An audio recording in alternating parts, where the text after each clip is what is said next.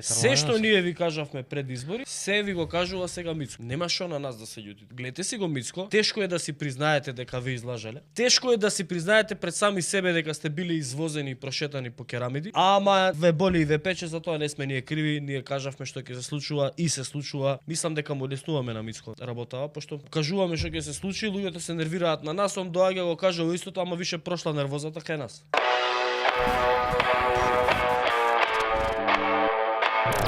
Мерата ти е расипана со тоа прашање. Него сакаш да видиш Мицко што мисли за кое тоа треба да биде власт, дали албанците треба да бидат власт во Македонија? Ајде да опуштиме, да видиме што вика Мицко. Тоа за етничките теми. Да. Етнички теми отвараат политичари кои што немаат идеи, кои што се каде што има отсуство на реални идеи кои што решаваат реални проблеми за реалните потреби на граѓаните. Тогаш тие не знаат како да привлечат внимание и на тој начин преку политички екзибиционизам се одлучуваат да анимираат публика. Ние сме тука да разговараме за енергетски прашања, за транспортни прашања, за економски прашања, за подобра меѓусебна соработка, образование и така натаму и така натаму. Реално 7 години Христијан Мицкоски во опозиција се занимаваше со етнички прашања, исклучиво со етнички прашања. Првите 2 години опозиција на ВМРО ДПМН беа дека етничкиот победник во македонскиот блок, она што го бори сега Дуј, етничкиот победник во македонскиот блок, заедно со албанците и со СДСМ бил надгласан и дошле на власт во собранието без етнички легитимитет на македонците. После тоа Христијан Мицкоски продолжи со етничките теми, критикувајќи го Преспанскиот договор дека одзима од етничкиот идентитет на македонците во државата. После тоа истата теза беше и со историската комисија. После тоа истата теза беше и за двојазичност. После тоа истата теза беше буквално за све.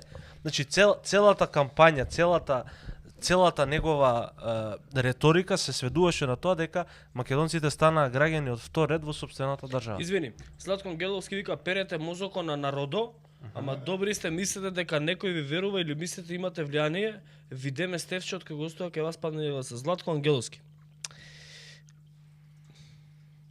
Ај живеј брат, еве ти бан.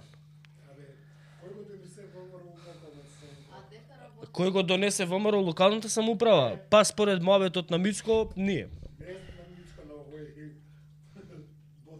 Златко Ангеловски?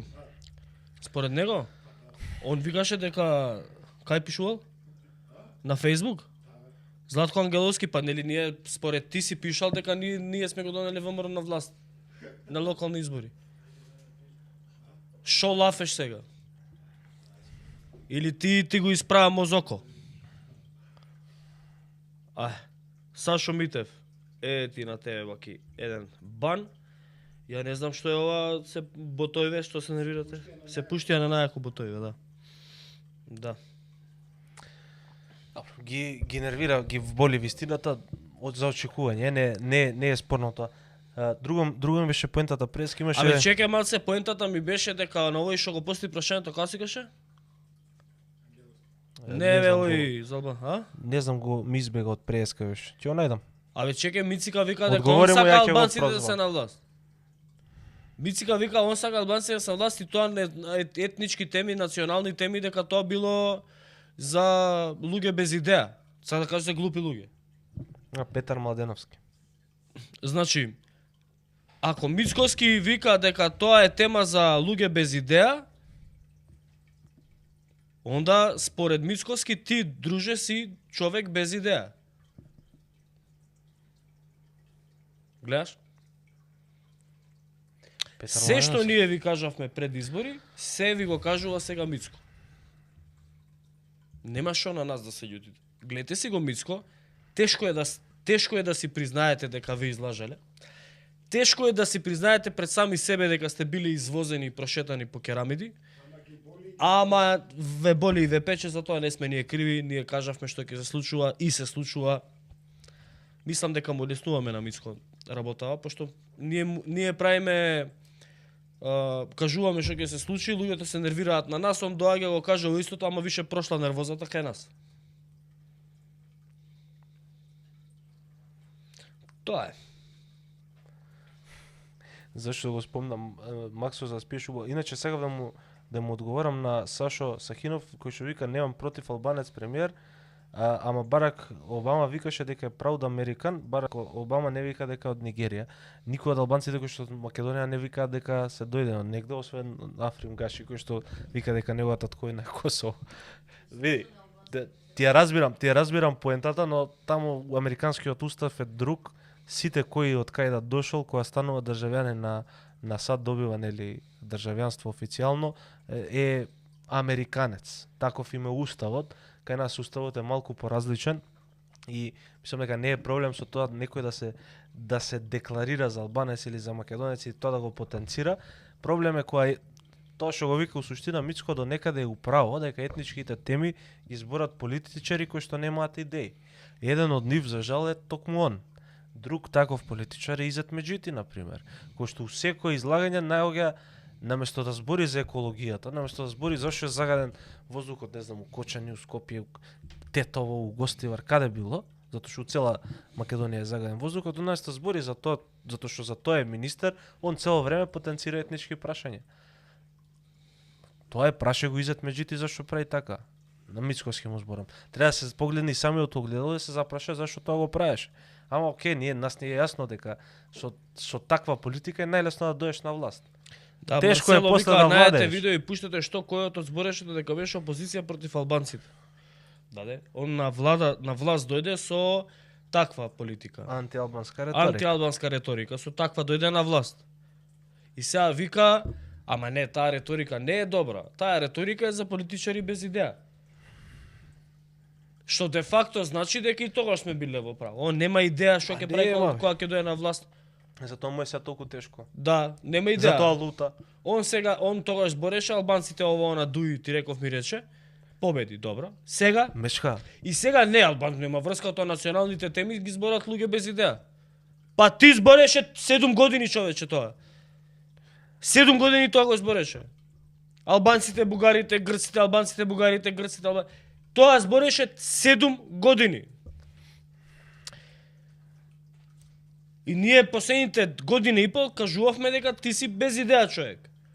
И сега ти не потврдуваш нас, пробувајќи за другите да кажеш дека немали идеја. Па и ти, да ме најдете некој видео кој што збори он. Тешко ми е ова да го кажам, ама у суштина да не му оставеше СДСМ и ДУИ нешто да прави, он немаше сега, он ке немаше никаков почеток на оваа влада. Ај сега вака логично да размислуваме.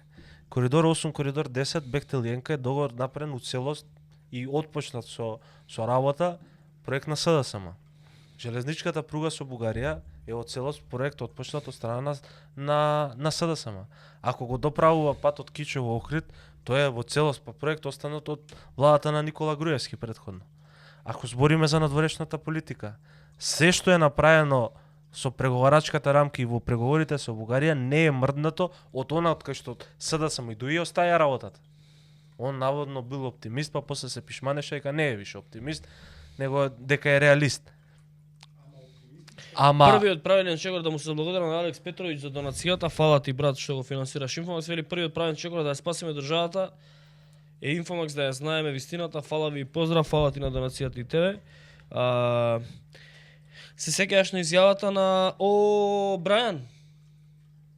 Да, за колата? Дека он таков човек не би купил ни кола?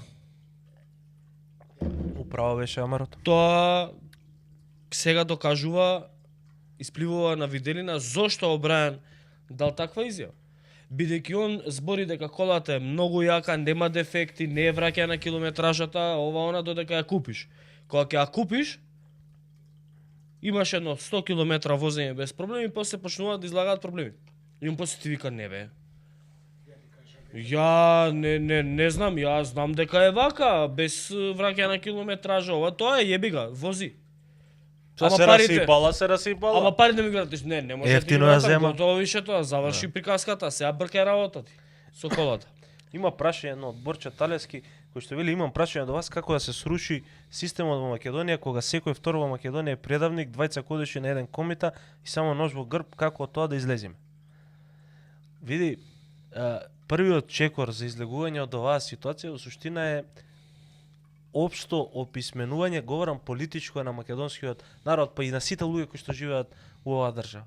Значи треба да ги слушате политичарите, треба да ги следите и треба сами да имате капацитет да расудувате дали работите кои што ги говорат се невозможни.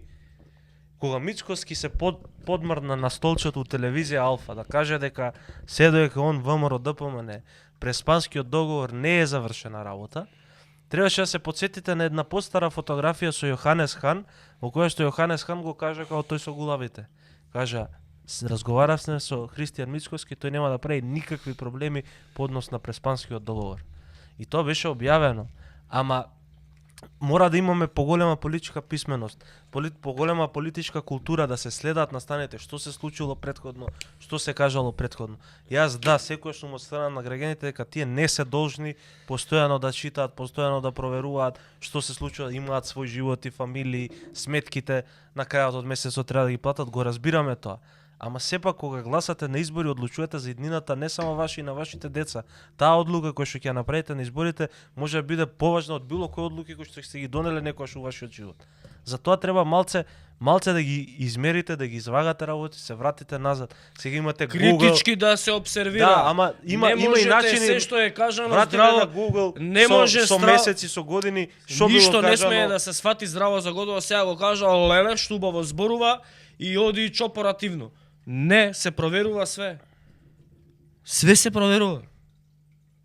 Пред да донесеш одлука. За пивци и за живце, фала ти Петар Приколица за донација. Све си проверуваш. И носиш одлука.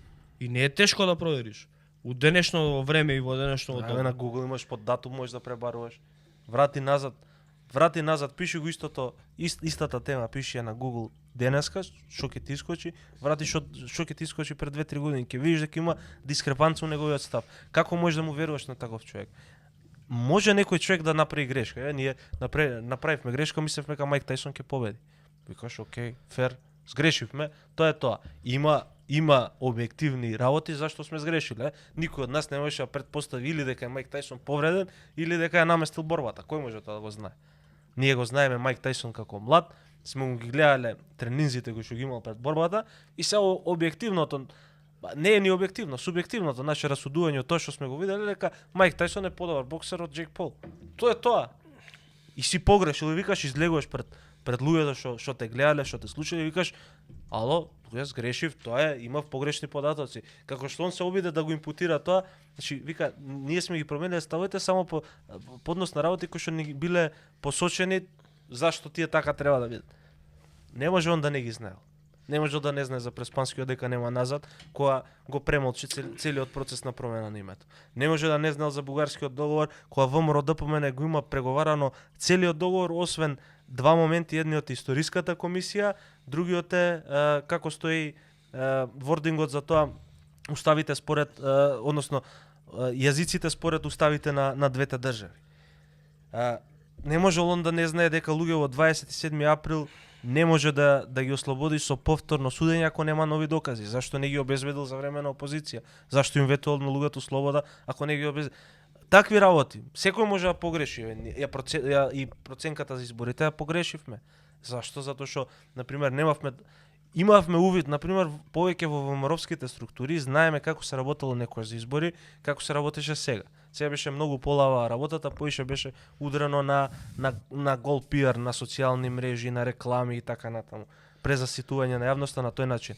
Ама не ја знаевме ситуацијата у СДСМ, ја немам луѓе блиски од СДСМ да ми кажат дека се под 200.000 гласови дека се паднати. Не може да го замислам тоа. Испадна на 150.000, секоја чест за тие кои што погодија. Ама не знам тоа како погоди.